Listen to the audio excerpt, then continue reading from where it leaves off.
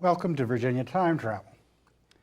The knight in shining armor is a mythic figure in Western culture. He goes out riding, looking for adventure, and fighting the forces of evil. Even the American cowboy is known as a knight without armor.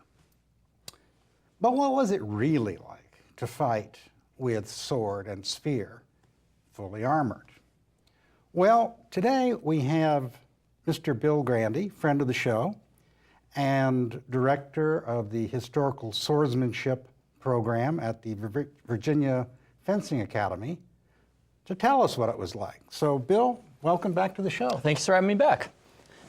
So, we have a lot of gear out here, and the last time you were here, we talked about non-armored combat, and it was such an exciting show, we figured we got to get the whole enchilada. We need to know about armored combat as well. So basically, in a nutshell, what's the difference? Sure. Well, when I was on last time, we talked about how there's the different styles of historical swordsmanship that we teach.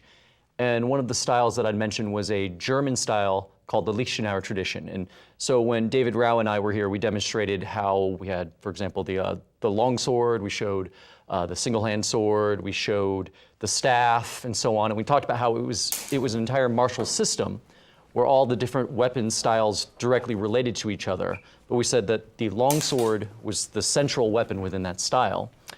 But we only showed it from the one side of what is referred to as Bloßfechten, which literally, it basically means fencing in clothing or unarmored. But there's two sides to this style. They also taught Harnischfechten, which it literally means fencing in armor. So with the Harnischfechten, we have to kind of understand what we mean by armor, because armor has been around pretty much forever. The first day that someone figured out, he could put on a bear hide and keep himself safe, that's when armor was invented. And even in the modern military, they still use armor. Throughout the Middle Ages, armor kind of went through several different developments. If you look at the majority of the Middle Ages, though, the primary form of armor was not the style that Tim Hall and I were today just demonstrating. The style we were demonstrating is with plate armor, and that actually did not develop towards the end of the Middle Ages. The earlier style, the main form of metal armor, would have been what it's often referred to as chainmail, although that's actually an incorrect term. It's actually just called mail.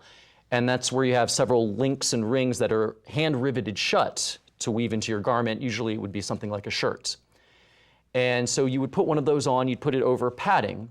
And a lot of people think that's actually a very heavy form of armor. A lot of people don't realize the actual historical stuff that's in museums, it's very lightweight, it's made of very thin rings, and they're all hand riveted shut. And with this, it's a very effective form of armor, because if I put on a shirt of mail and I had my padding underneath, I stuck my arms up and someone swung a sharp sword at me as hard as they could, they're not going to cut me. Now, they might actually be able to break bones because it is flexible, and that flex is both good and bad. It's good because it allows me to move, and that's why it was such an effective form of armor. But I need to really rely on making sure that I defend myself with my weapon and with my footwork and my proper timing and so on, because a direct hit could break bones. So that would be the flaw of mail armor. And as you start getting in towards the 14th century, that's where we get to what most medieval scholars call it the Age of Plate. And we start looking at what is referred to as transitional plate armor.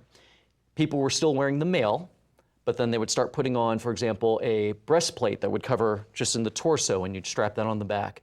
They would start adding more of the shoulder and elbow and arm pieces and the gauntlets and so on. And the technology to do this had existed before, but it had never really been economically feasible.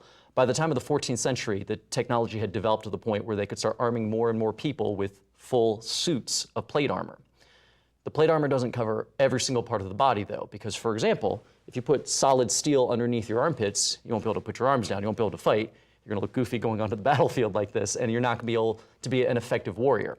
So there's certain parts where the mail is effective for protecting you because it's flexible, and then the plate protects other places. And then as you start getting more into the 15th century, that's kind of really where we start seeing the pinnacle of plate armor development. The armor actually gets to the point where the technology is so well defined and just so complex that you're able to have these very sophisticated suits of armor where all the pieces overlap and so forth. In fact, I actually brought this piece in here. This is a piece that is a work in progress. There's an armorer by the name of Josh Davis He works for a company called Arms and Armor that they make these very historically accurate suits. And with this, you can see how each one of these plates, they're designed to be shaped exactly right. If one of these is not shaped properly, you wouldn't be able to move. So this would be the shoulder piece here. And this particular one, it's still a work in progress. So you can see it's held together with various different screws and so on. But I brought it so you can actually take a look at the inside, and you can see how it's not just a bunch of rivets in here. Each one of them has to be able to slide properly. Each one has to be able to move. So you have full range of movements. So it actually moves with you. Absolutely. And a full suit of plate armor, a lot of people think of these as being very slow and clunky and heavy. If it were that slow and clunky, I know there's the myth that if a knight falls, he can't get back up, or that Mark Twain, he had talked about how a knight needs a special crane to lift him up onto the horse. That's not true at all, because if that were true, then it wouldn't be an effective form of fighting. So it's actually, while I won't say it's light, it's nowhere near as heavy as most people think, and it's very maneuverable. You should be able to move almost as well as you do in regular clothing. Sure, it's a little bit more encumbering, but it's not ridiculously so. Well, was there a difference between the armor that a mounted knight would wear as opposed to a man-at-arms on the ground? To some extent, yes, and it depended on certain circumstances. To kind of overgeneralize, a knight might actually have more than one suit. Now, they might have like a main harness, but they might swap certain pieces out. They might have a different helmet for jousting, for competition in sport, and that would actually be a much heavier one that doesn't allow the neck to move, so when they're getting hit, it keeps them safe. But that's not going to be very effective in actual warfare. So they might have a lighter helmet that would be for foot combat. They might have one that can close up in the face if they're riding into battle where arrows are coming down. And so there's various different forms of it. Ultimately, by the late 15th century, these suits became very, very sophisticated, and so they covered almost the entire body. So when you asked earlier about what's the difference between unarmored and armored, this, if you take a sword and you swing at it, that's not going to do anything. In unarmored combat, we had demonstrated before in the last show where we were doing a lot of cuts with the edge. The edge is almost useless in armored combat. What you have to do is you have to thrust into places that the plate can't cover. So for example, I mentioned you can't put the plate down here in the armpit, so that's a vulnerability. You might get the inside of the elbow. You might get the palms of the hand because you can't put metal there or you can't hold the weapon. Depending on the type of helmet, if the helmet is open-faced, some people chose to fight that way because it's easier to breathe and easier to see, and it's a lot cooler, then that's obviously a vulnerability. A person might choose more protection by having something that closes it up. Maybe they can get underneath the helmet and so on. Certainly at the waist, you need to be able to flex and be able to stand and walk, so that's where you'd have mail protecting there instead of plate. So those are places to thrust in. So what you're saying is that it's puncture wounds that you're looking for. Yes.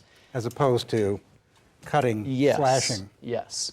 So the idea is this changes your strategy. It's still all the exact same art form, okay? From the stuff that you see with the unarmored longsword and the stuff with the armored longsword. It's all part of the same tradition. It follows the same core concepts of martial arts. There's just a different strategy to how you approach the other person. Okay, great.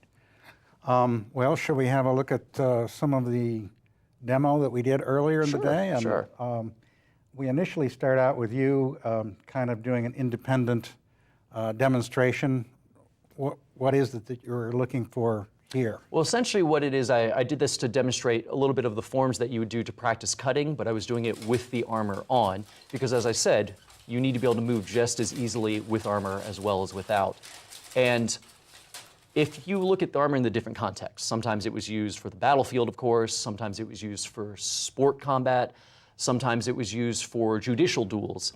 In some cases, you are facing another person in full armor. In some cases, you're facing people who don't have armor. So you need to be able to use the edge. You still need to be able to do the normal cuts. But in full plate, where both my opponent and I, in this case, we had Tim Hall helping me out, we would have to start attacking more at the joints, and that affects the way we stand depending on which weapon we're using. Now, I'm sure folks have seen movies like Braveheart and whatnot, and you have the English army coming out, and they have huge hordes of foot soldiers in armor, and then of course you have the mounted warriors. Now, the men-at-arms, the foot soldiers, who were they exactly? I mean, were they nobles? Were they hired by the nobles? And, you know, who equipped them with their armor? It is a complex question because it depends on exactly what part of the Middle Ages and what region and so forth. Sometimes you had peasant armies. Very often, though, you had hired mercenaries. Certainly in Italy, Machiavelli wrote about the need for hiring mercenaries and professional soldiers, where someone like Thomas More, actually, he certainly advised that we have the citizens learn to pick up arms and so forth. So it really depends on a lot of things. In many cases, if you look at an armored knight, though, you're having a person who's a professional soldier who has to armor himself. He has to be able to afford his own weapons and so forth, and maybe he gets money from his lord to be able to purchase the armor, but in general, his idea is he had to supply his own equipment. I see. Now the next thing we're demonstrating is you and Tim with the sword. And what should I be looking for here? Well, the big thing that you might have even noticed is we're holding the blades when we do our fighting with this. As I said, doing the cuts is not a very effective form of fighting against a person in full plate. So what we're doing is we're holding onto the sword, and it's often referred to as halbschwert, which literally means the half sword. And when you go to the half sword, you're using the sword a lot more like a spear. You're thrusting into the joints. Because I'm not worried about getting cuts, I'll get a lot closer to my opponent where I can use the sword as a stronger lever. You might have noticed that we do a lot of things where you have arm bars, you have various different forms of grappling. In fact, one of the things that we consciously decided not to demonstrate was a lot of these techniques are not supposed to just end where you hit the person. You're supposed to hit them and maybe you don't finish them off, so then you put them into some sort of submission hold and pin them to the ground, and then as they get to the ground, you draw out your dagger and work at the openings. We have a limited amount of space. We didn't want to destroy all your nice, expensive cameras by rolling around doing this. Right. So with the sword itself, though, they developed swords specifically for armored fighting. And actually, I brought two examples here. These are actually very accurate examples. There's a company called Albion Armors that does very nice reproductions that are very, very accurate. And these two swords have different blade types. There was a scholar named Ewart Oakeshott who passed away a number of years ago, and he wrote a number of just excellent books, and he was one of the first scholars to look at the function of the blade as opposed to just what the sword looked like. So he basically came up with a typology. Each of these typologies has certain different principles and different properties to them, and this particular one is referred to as an Oakeshott Type 13A. You notice how it has a very wide blade on it, but if I do this, you can actually see the sword is very thin. This is a weapon that's designed predominantly for cutting. Sure, it'll thrust just fine, but it's designed to be very, very sharp. If I took one of these swords and I tried to do the half sword techniques we were doing, and I thrust into the mail is a very effective form of armor. You have to thrust pretty hard to be able to get through it. And this sword is going to bow with that. So it's not going to be as easy to do that. Plus, holding a sharpened blade, you have to hold it very carefully. You have to hold it where you don't let your hand slide at all. And even with the glove on, if I let my hand slide, I could cut myself. So this particular sword is not ideally suited for that style of combat. If I take this other one here, this is what Oakeshott would refer to as a Type 15A. And this particular sword, it's going to weigh the same amount, but you notice that the blade tapers, so it's almost like a triangle. And if you look at it from the side, it's actually very, very stiff. If I do this, you don't see any flex. It has a very, very thick spine along it. And the edge is still sharp. It'll still cut very, very effectively. But something like this, when I'm holding onto it with my bare hands, as long as I don't let my hand slide, particularly if I have a glove on, and I'm thrusting into the joints, because it's not quite as keen an edge, it's a lot less dangerous to me. And in addition to that, the weapon doesn't bow. So the main form of fighting with armored combat is this half sword type of technique, where I can use it to thrust. I can also use the opposite ends. You might have noticed there was one technique where we demonstrated where we grabbed onto it like this and attacked with the back end. And you had to use every single element of the sword in armored combat in order to really survive with it.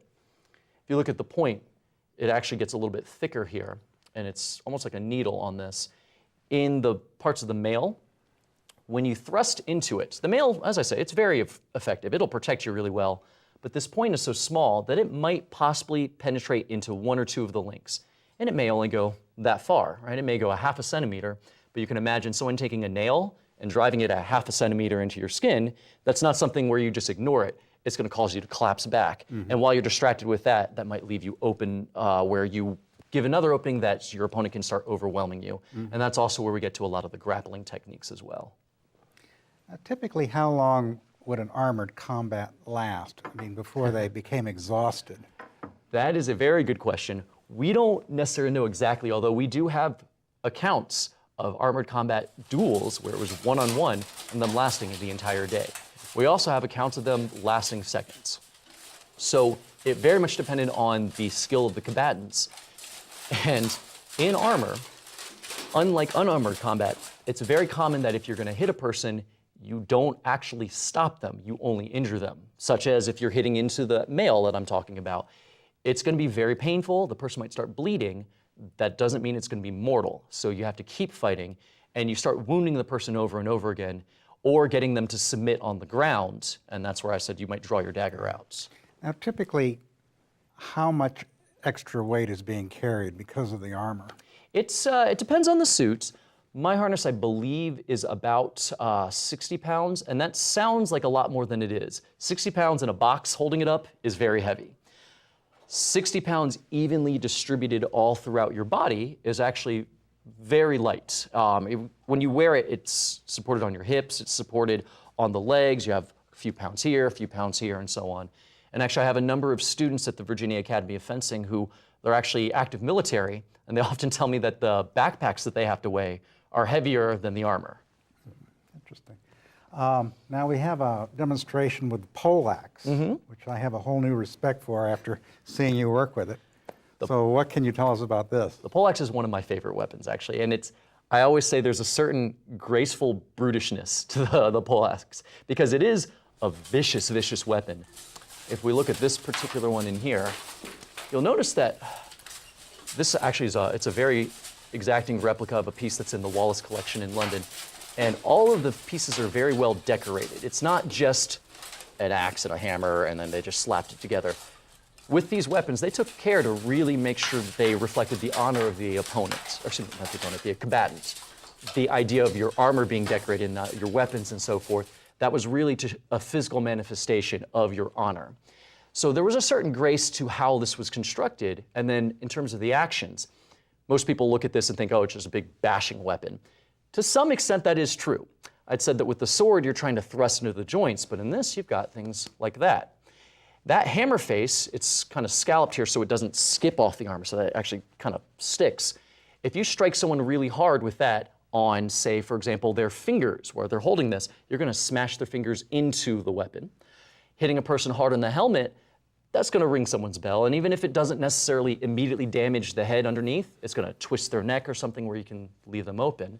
And the poleaxe, probably more than any other weapon, really embodies every element of fighting.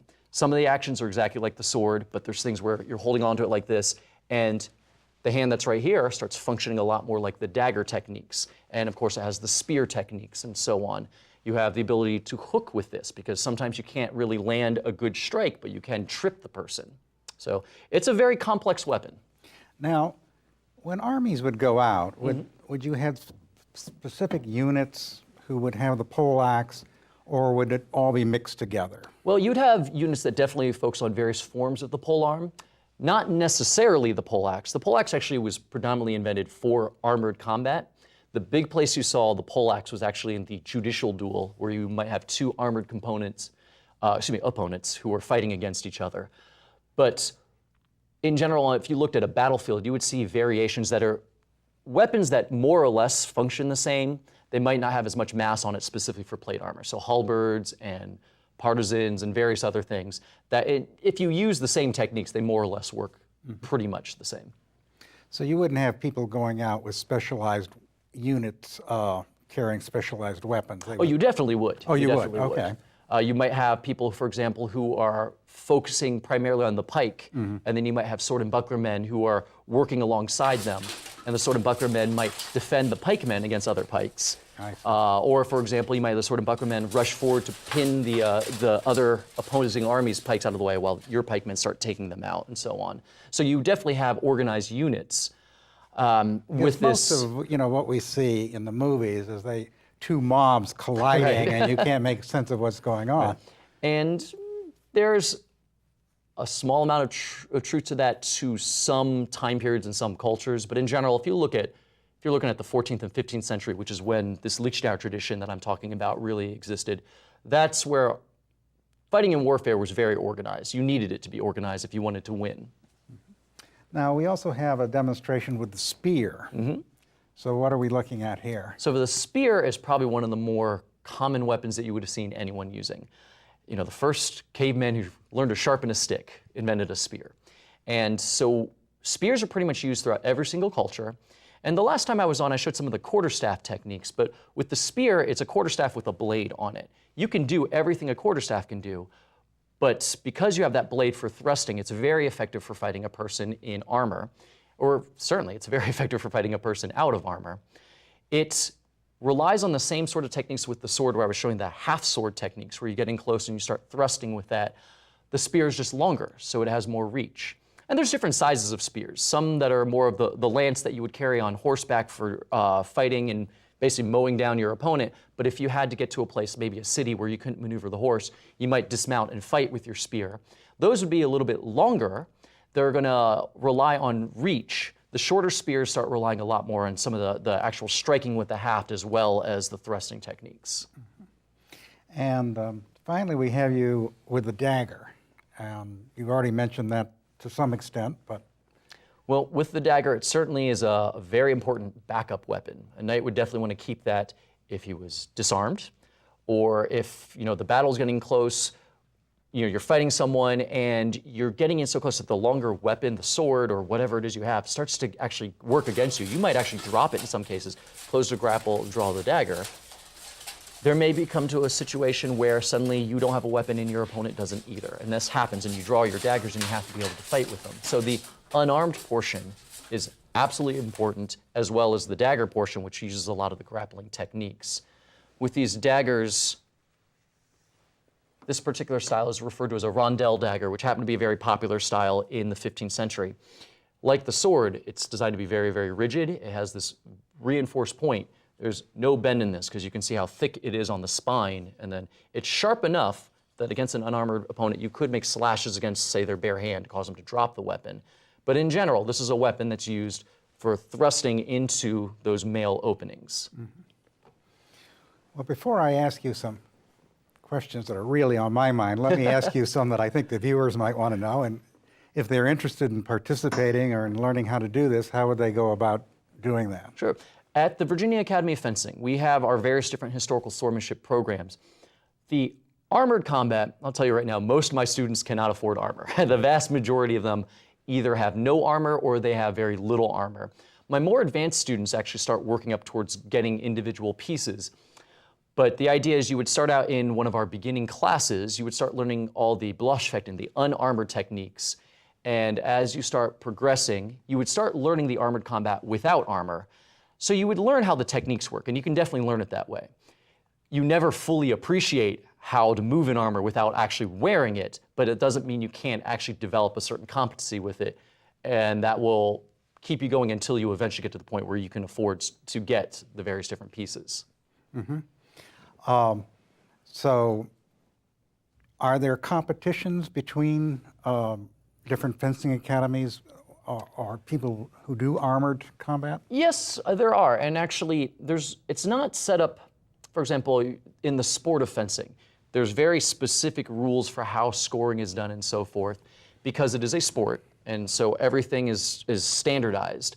So that affects a lot of the techniques, because people will do what it takes to win, and without even thinking about it, people will modify the techniques and they'll start doing things that work within that rule set. So in historical swordsmanship, whenever we have tournaments, it's very common to change the rules so people don't get used to fencing one way. And then the same thing is true with the armored combat. When we have organizations who set up armored tournaments, quite often they'll set up certain rules, and those are the rules you train for. Just this past fall, I was part of a tournament at the Western Martial Arts Workshop, which actually was a total blast. It's a workshop where all these martial artists from all over just the planet were getting together to train, and then they specifically had an armored combat tournament that I got to participate in. Interesting. I noticed on this particular helmet, there's no visor. Now, if you're on foot, is it typical not to wear a visor, or? It is typical not to wear it if you're on foot. That's not always true. I'd mentioned earlier that it was a personal preference. If you are out fighting and you have a visor down, it's very, very protective, but it does limit some of your visibility. It also lets less air come in. So a lot of the images we actually have from the 15th century, quite often they'll show combat where the person has a visor that they lift up and they're fighting with it open. Or in the case of mine, you have one that doesn't have a visor at all. It means that I could quickly get a drink of water. If I had to leave the battle, quickly get water and go right back out, I could do that. I don't have to have a squire completely unfasten the entire thing to take it off. But of course, some people wanted the extra protection, so it very much was a personal preference on what they wanted. Well, we want to thank you for joining us again, Bill. It's been extremely My pleasure.